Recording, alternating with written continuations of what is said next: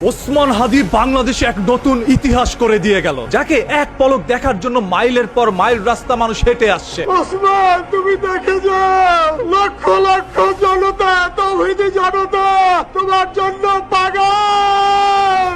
স্বরাষ্ট্র উপদেষ্টা এবং সহকারী উপদেষ্টা খুদাবক্স তাদেরকে জনতার সম্মুখে এসে তারা এই খুনের ব্যাপারে গত এক সপ্তাহ ধরে কি পদক্ষেপ নিয়েছে তা জনসম্মুখে জানাতে হবে। যদি তারা জানাতে না পারে তাহলে তাদেরকে পদত্যাগের জন্য প্রস্তুত থাকতে হবে। এখন শহীদ শরীফ ওসমান হাদির পরিবারের পক্ষ থেকে বক্তব্য রাখবেন ইনকিলাব মঞ্চের সদস্য সচিব আব্দুল্লাহ আল জাবের।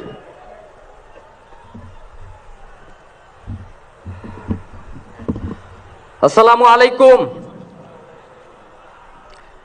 আমরা কি এখানে কান্নার জন্য এসেছি? আমরা এখানে কিসের জন্য এসেছি? আমার ভাইয়ের রক্তের বদলা নেওয়ার জন্য আজকে আমরা এই জানাজায় দাঁড়িয়েছি।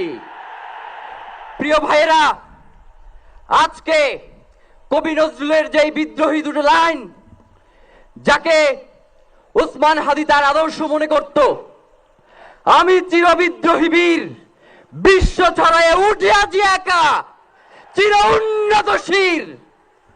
প্রিয় ভাইয়েরা, আপনারা জানেন শরীফ ওসমান হাদিকে এক সপ্তাহ 168 ঘন্টা আগে গুলি করা হয়েছে। এখন পর্যন্ত কি তার খুনিকে গ্রেফতার করা হয়েছে? সরকারের পক্ষ থেকে এখন পর্যন্ত কি খুনিকে গ্রেফতারের ব্যাপারে আপনাদেরকে আশ্বস্ত করা হয়েছে? তারা কি এখন পর্যন্ত আমাদেরকে জানিয়েছে যে খুনি কোন জায়গায় রয়েছে? আমরা স্পষ্ট মনে করছি যে এখানে খুনি একজন নয়, এখানে পুরো একটা খুনি চক্র কাজ করেছে। আমরা ইনকিলাব মঞ্চ এবং তার পরিবারের পক্ষ থেকে আপনাদেরকে জানিয়ে দিতে চাই, খুনের পরিকল্পনাকারী, খুনের সহায়তাকারী এবং পুরো খুনি চক্রকে বিচারের আওতায় নিয়ে আসতে হবে এবং আগামী 24 ঘন্টার মধ্যে স্বরাষ্ট্র উপদেষ্টা এবং সহকারী উপদেষ্টা খুদাবক্স তাদেরকে জনতার সম্মুখে এসে তারা এই খুনের ব্যাপারে গত এক সপ্তাহ ধরে কি পদক্ষেপ নিয়েছে তা জনসম্মুখে জানাতে হবে। যদি তারা জানাতে না পারে তাহলে তাদেরকে পদত্যাগের জন্য প্রস্তুত থাকতে হবে। আমরা ইনকিলাব মঞ্চ কোনোভাবেই শরীফ ওসমান হাদির রক্তকে বৃথা যেতে দেব না। আমরা ঘোষণা করতে চাই, শরীফ ওসমান হাদির রক্তের মধ্য দিয়ে বাংলাদেশ ইনসাফ কায়েম হবে।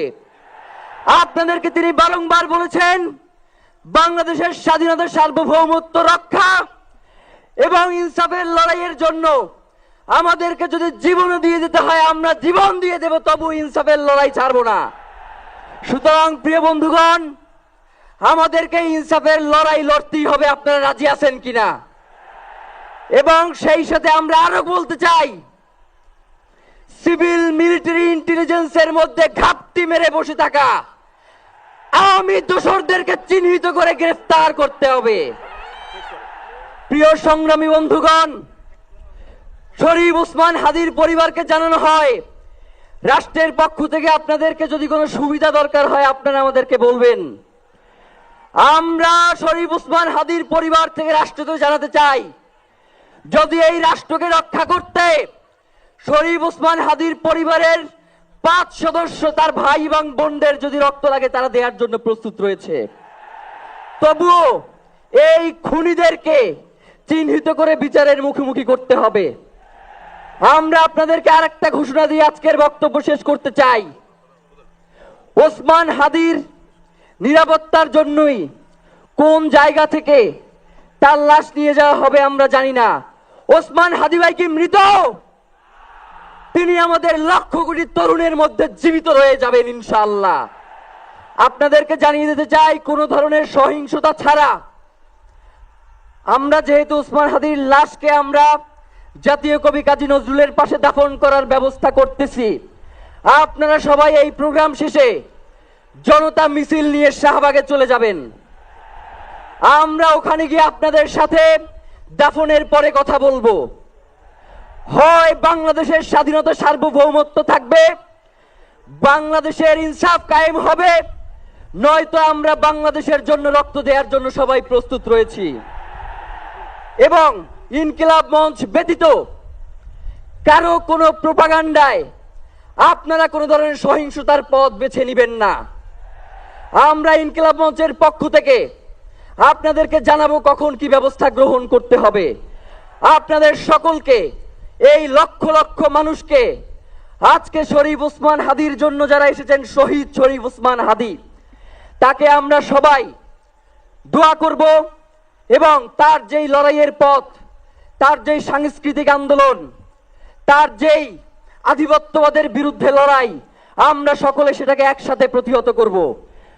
বাংলাদেশ জিন্দাবাদ, ইনকিলাব জিন্দাবাদ, নারায়ে তাকবীর, নারায়ে তাকবীর। দিল্লি না ঢাকা, দিল্লি না ঢাকা, গোলামি না আজাদি, ক্ষমতা না জনতা, আপোষ না সংগ্রাম, দিল্লি না ঢাকা।